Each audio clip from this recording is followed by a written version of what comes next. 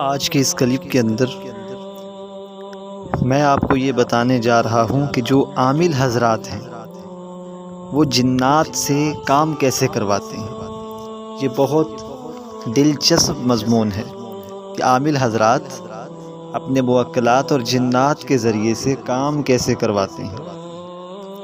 اس سے پہلے یہ بات ذہن میں بٹھا لیجئے کہ حدیث پاک کے اندر آتا ہے، نبی کریم صلی اللہ علیہ وسلم نے فرمایا کہ جب سیدنا جبریل امین علیہ السلام مجھ پر وحی قرآن مجید کی لے کر آتے تھے تو قرآن مجید کی وحی کو اٹھانے والے، اس کے معاونین، اس کے محافظ 70,000 فرشتے ہوتے تھے۔ یہ قرآن اتنی برکت اور عظمت والی کتاب ہے کہ 70,000 فرشتے سیدنا جبریل امین علیہ السلام کے ساتھ اس قرآن مجید کی جو وحی کی صورت میں اترتا تھا اس کو لے کر آتے تھے۔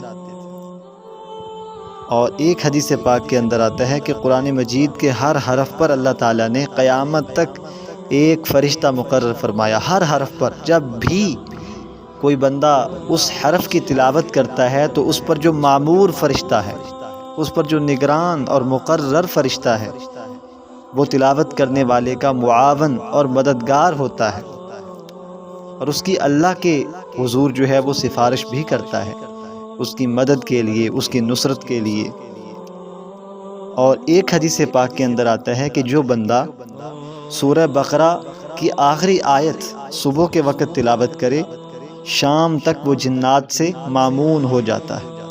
اور جو شخص رات کو ایک مرتبہ آخری آیت کی، سورۃ البقرہ کی آخری آیت لا یکلف اللہ نفسا، یہاں سے آخر تک آخری آیت کی تلاوت کرتا ہے، صبح تک وہ جنات سے مامون ہو جاتا ہے۔ اور اگر دیکھا جائے تو قرآن مجید کی جو آخری 2 صورتیں ہیں ان کا شان نزول کیا ہے، وہ کیوں اتاری گئیں؟ اللہ کے نبی صلی اللہ علیہ وسلم پر بھی جادو ہوا تھا۔ ایک مشرک کی 2 بیٹیوں نے جادو کیا تھا، اور جو ہے روایات کے اندر آتا ہے کہ اللہ کے پیغمبر پر اس کا اثر یہ ظاہر ہوا کہ اللہ کے پیغمبر حضرت عائشہ رضی اللہ تعالیٰ عنہ سے پوچھتے تھے، عائشہ میں نے نماز پڑھا لی یا ابھی پڑھانی ہے؟ عائشہ کیا میں نے نماز پڑھ لی ہے یا پڑھانی ہے؟ یہ کام کر لیا یا میں نے کرنا ہے؟ تو سیدہ عائشہ رضی اللہ تعالیٰ عنہ پھر فرماتی کہ عرض کرتی، یا رسول اللہ آپ نے یہ کام ابھی نہیں کیا، یا کیا ہوتا تو فرما دیتی کہ آپ نے کر لیا، یا نماز پڑھی ہوتی تو بتا دیتی کہ آپ نماز پڑھا کے آئے ہیں۔ یعنی اثر تھا جادو کا۔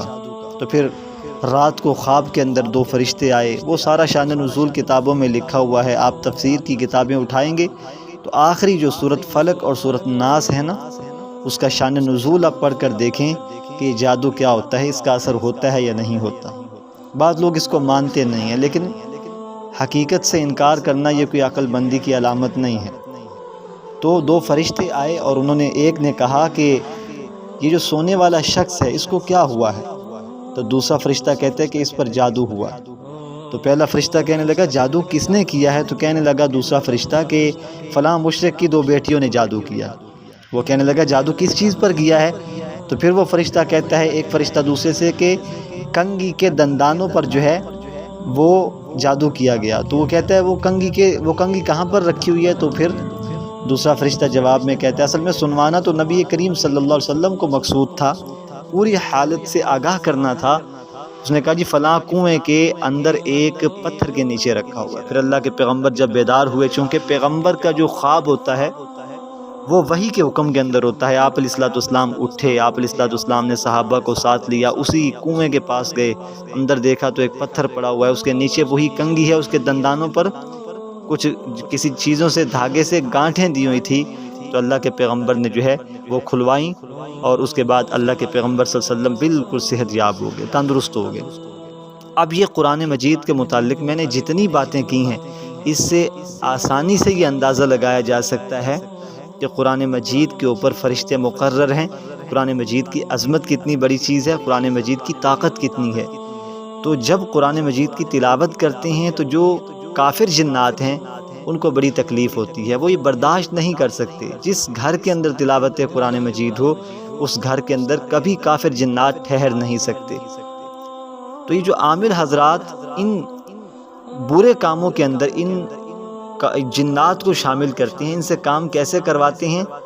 وہ اس وجہ سے کہ وہ کافر جنات ہیں، قرآن سے دشمنی رکھتے ہیں، پھر وہ قرآن مجید کو ناپاک چیز کے ذریعے سے لکھ کر، ناپاک چیز کے ذریعے سے، ناپاک چیز کے اوپر ناپاکی کی حالت میں نعوذ باللہ وہ قرآن مجید کی آیات لکھتے ہیں، جس کی وجہ سے وہ جو کافر جنات ہیں وہ قرآن کی توہین کی وجہ سے بڑے خوش ہوتے ہیں، اور جس کی وجہ سے پھر وہ عامل حضرات جو ان کو کہتے ہیں کہ فلاں گھر میں لڑائی فساد ڈال دو، فلاں گھر والوں کو پریشان کرو، تو اس انداز سے پھر وہ جو کافر جنات ہیں وہ اس قرآن کی توہین کی وجہ سے خوش ہو کر اس عامل کا وہ کام کر دیتے ہیں، تاکہ آئندہ بھی یہ قرآن کی توہین کرے گا اور ہمیں دلی سکون ہوگا۔ اس وجہ سے جو ہے وہ کافر جنات عامل کے یہ کام سر انجام دیتے ہیں۔ تو اس کے اندر یاد رکھیے گا کہ جب تک گھروں کے اندر قرآن مجید کی تلاوت ہوگی، جس گھر کے اندر ہوگی، اللہ کی قسم اٹھا کے کہتا ہوں اس گھر کے اندر کافر جنات قدم تک نہیں رکھ سکتے۔